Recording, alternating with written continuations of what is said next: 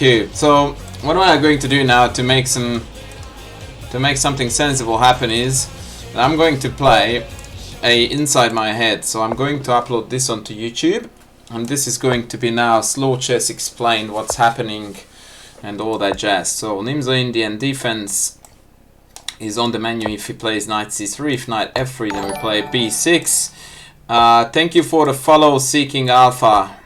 And now we're trying to compromise the structure here first a little bit, or make the queen to move so that after c5, now the d4 pawn is a little bit more under pressure than with the queen on d1.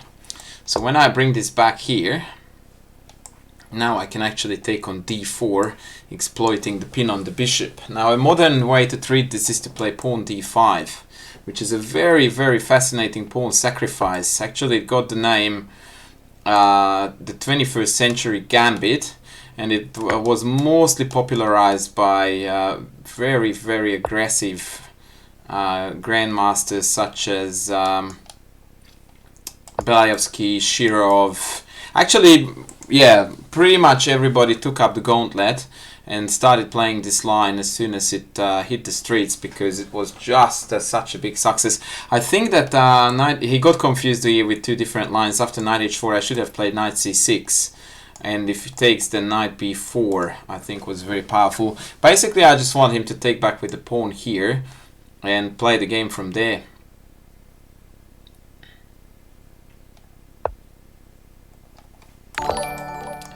And thanks for the follow, Twin1.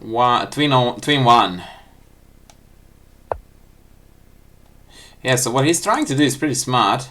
He's trying to get onto d5 without allowing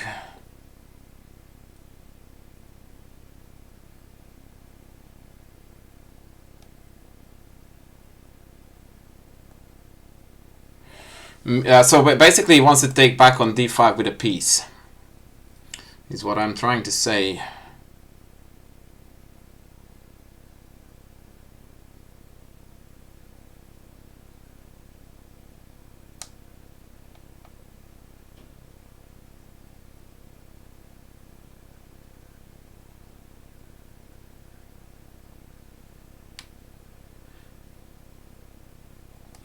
Okay, so force this.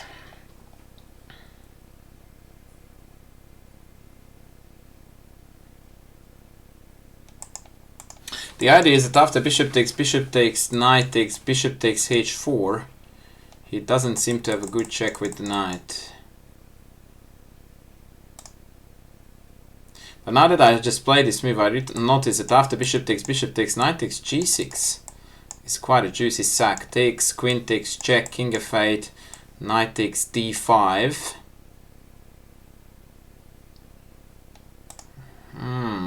Bishop takes b2.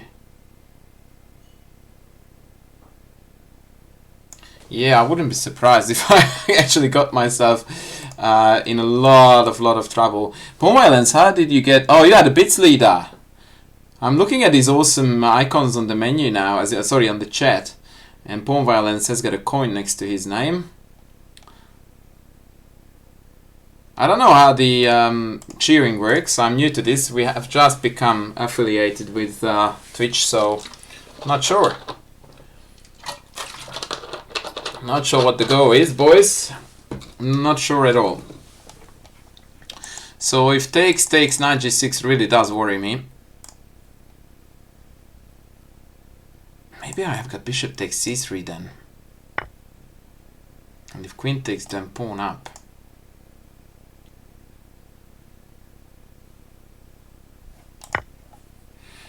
Well, we'll see.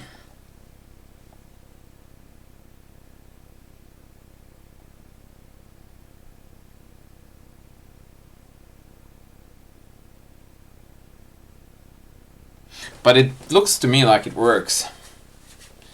So knight takes g6 is really scary, but I reckon after bishop takes, queen takes, pawn d4, I'm safe because the queen can't move in a way how it could come onto the e file, because that check would be deadly immediately. And if after bishop takes c3 he has to take back with the pawn, then after takes, queen takes, king f8, He just doesn't have a threat as far as I can tell. So let's do that.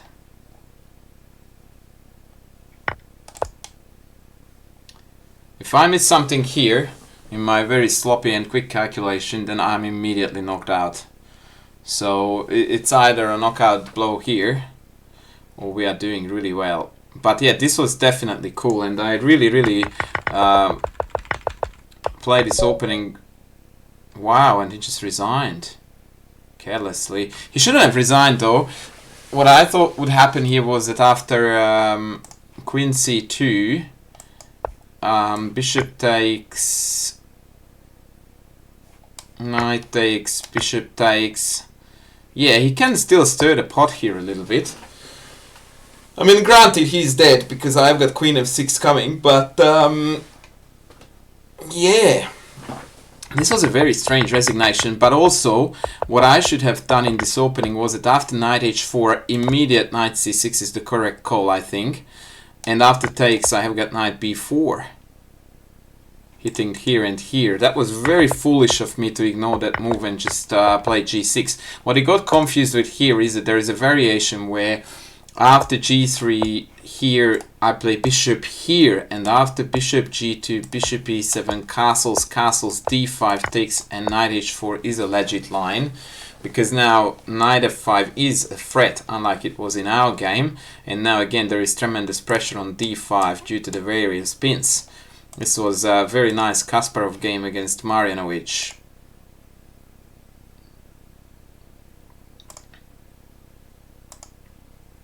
So yeah, but yeah, he shouldn't have resigned here. There was a lot of interesting tactics here, by the way. So once again, I did see knight g6 coming, and luckily I had this bishop takes c3. I reckon after knight g6, pawn takes, queen takes, king f8, knight takes d5. Yeah, I think this would have led to a very messy game, and I'm even reluctant to take here. Although I might have to, because it just brings this guy into the fray. Back, maybe rook up. So potentially it's actually better to drop back right away and go from here. But after something like castles, black has got a fair bit of compensation here for the sacrifice material without any doubt.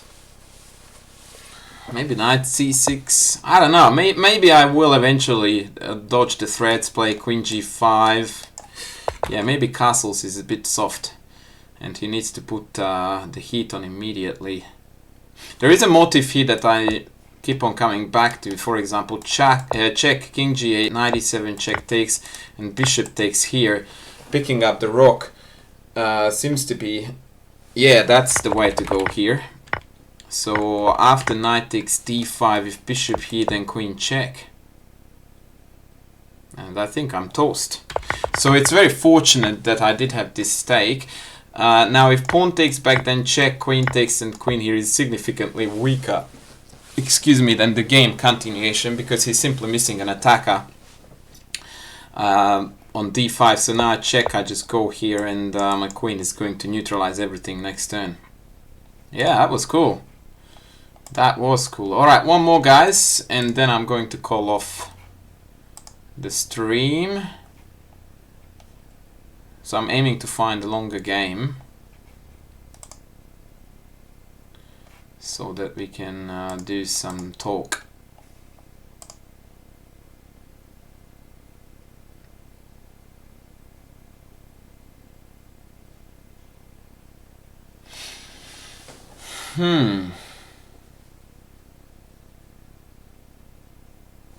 No, this is very quiet now on the Western Front by the looks of things.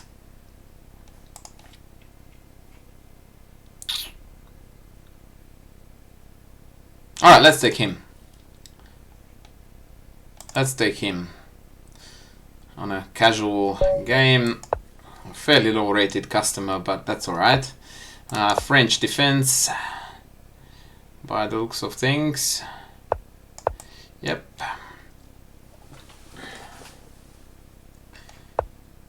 And the Vinava variation of the French defense, which is probably the most fun line. If you are to choose the French, I would definitely such as to play this one. It's very complex, very fun strategy, whereas this tactics, it has a lot.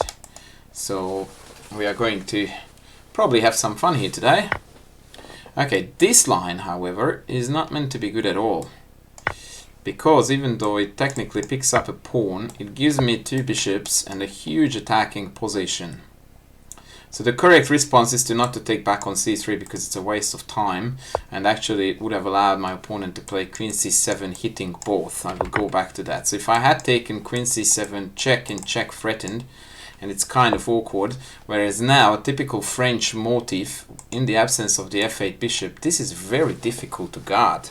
And g6 brought about a lot of further weak dark squares.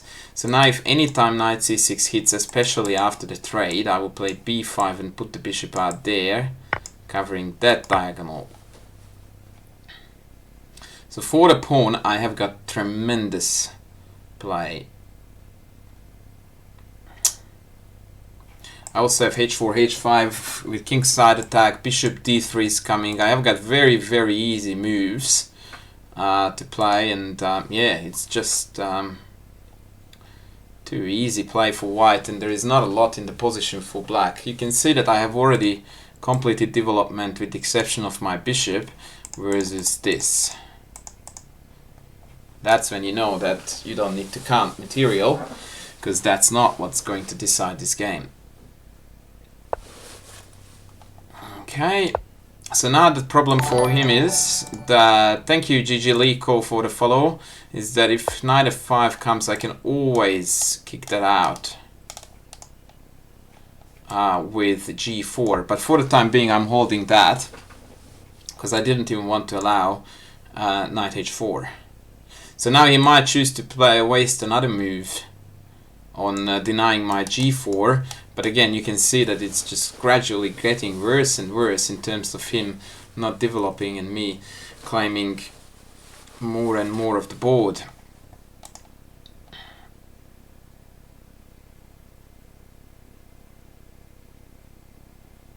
The way how I decide, it's a good question, Kappa Rapper. So for example here, there is no risk in me pushing g4 at all, because first of all I'm not castled there, and even if I do castle here, my king is totally safe. So yeah, it's not really a biggie in my book, and now you can see that g4 is actually winning on the spot, because it forces the knight back to g7, which is an absolutely horrendous square. Yeah, I mean, you have to have a sort of a feel for it really. But more often than not, you find that this is almost self-explanatory, when to push and when not. If the position is open and you don't have any other advantage, then obviously it's just a random leashing out. But otherwise, pushing, yeah, it always depends on the position. Like right now, it was totally safe. And even if I castled here, nothing could ever hurt my king here. And actually, I'm a bit stalling by doing this because I can't decide which way to go. They're both super winning.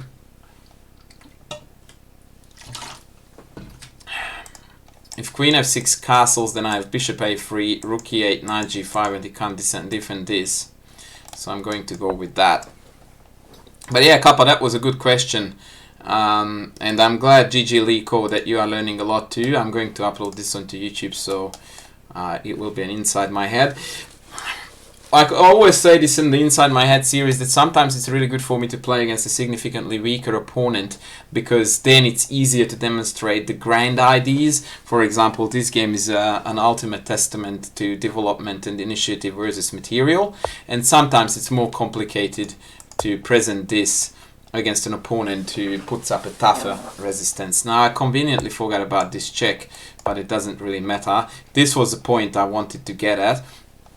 If you look at the amount of dark, weak squares around the board that I'm dominating, it was bound to happen that he would eventually collapse, and now he has got no response to this, which is going to decide this game to my favor. And once again, I don't need to worry about my king at all. Like, my king here is way safer than he's there. And it all comes down to two factors. A, that my pieces are better developed and better coordinated, and two, that I have got a significant space advantage, and as a result of that, he can't get to my king. Thank you, D Hobbsda, for the follow. Much appreciated, mate. Welcome to the group or band, or I don't know what to call ourselves. Just welcome here. That will do.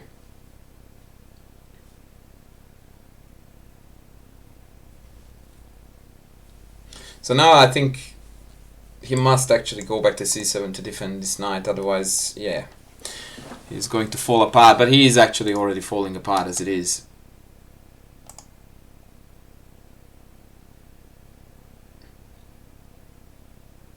Well, there is no general rule for it, Kappa, that you can't move your pawns in front of your king ever.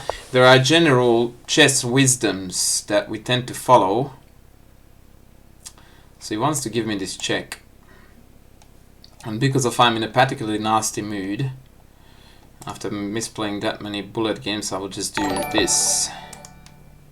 Thank you, Reddit. And now bishop takes e7 is an even more powerful threat because of the a4 queen is so badly compromised there.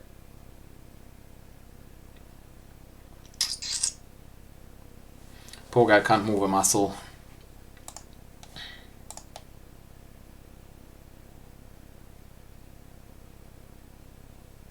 It's my pleasure, Kappa, to respond to these very good questions. Yeah, I think, guys, this is going to be the last game of the stream, and then I'm going to call it off. Thank you very much for tuning in. Thank you very much for the cheese. Thank you very much, OMG Andras, for the sub. I really do appreciate that.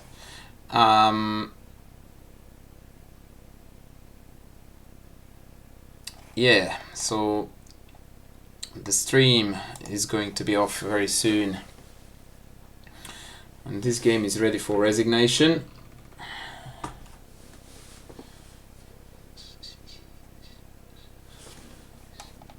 I very much would like to highlight something from this position to you, although again, it's probably not fair that I'm using this as an example. But if you look at his three minor pieces and their mobility, then we come to the conclusion that this knight has got no moves at all. So that's so far 0. This knight has got 0 moves, so that's still 0. And the bishop has got 1 move. So his three minor pieces can make 1 move that doesn't lose material at all. Now, if you compare that to how my army is laid out, that's a massive, massive difference there.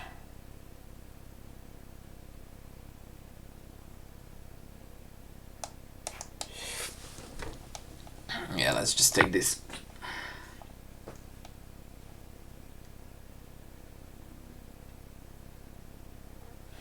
So now my threat is to give a check and then bishop f6.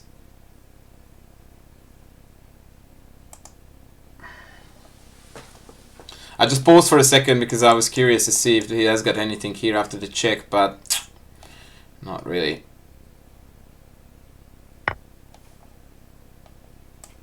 He's going for it though, which is something I do appreciate.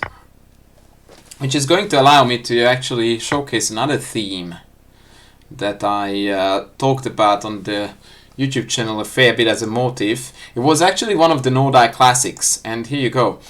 I could play king f3 and he doesn't have any more checks and the game is over, but I want to show you something. If I drop back here, which is what he's banking on, then my rook is hanging with a check. But then I go king g2. The queen is hanging and I have got mate in 2 here. And I can't stop both.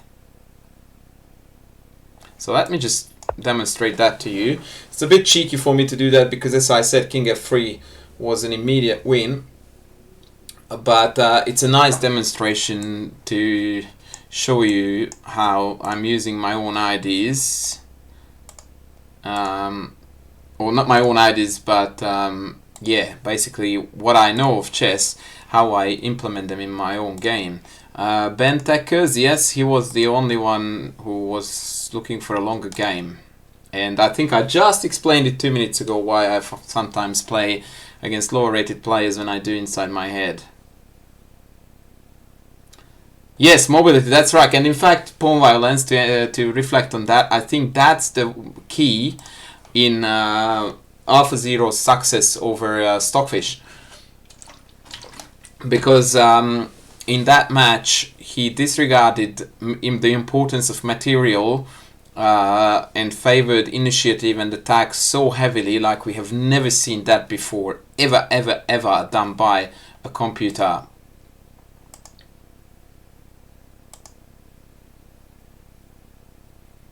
If you got crushed in the accelerated dragon, it could only be because you very badly misplayed it. It's a totally sound opening, so that shouldn't have been an issue openings wise. But yeah, I tend to find a lot that weaker players, amateur players, spend a ton of time, and I don't think he even noticed this was hanging, on studying openings that they don't really understand.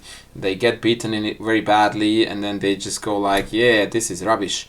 So it's very important to learn how to play sound chess first, and then to play openings and not the other way around. And by this I don't mean Kappa that you're not a good enough player. Oh, okay, Bentaker, sorry, I missed the joke there. Alrighty, folks, that's going to be it. I'm going to upload this onto YouTube inside my head. Thank you very much for tuning in, and sorry about the